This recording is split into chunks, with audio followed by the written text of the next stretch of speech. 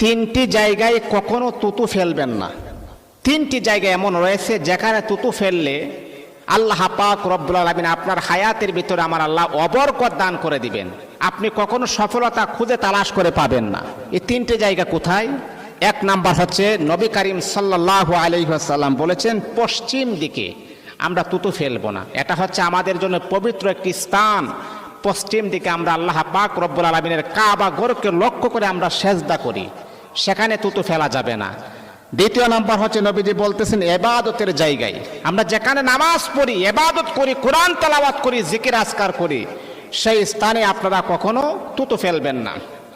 যেমন ধরেন আমরা যখন মসজিদের মাঝে আসি নামাজ পড়ার জন্য, আল্লাহ তাআলার গোলামি করার জন্য আসি, মসজিদের ভিতরে আপনি কখনো তুতু ফেলবেন না, নাপাক কাজটা করবেন না, তাহলে কিন্তু আপনি গরিব হয়ে যাবেন, ভয়ঙ্কর রোগ আপনাকে আক্রান্ত করতে পারে।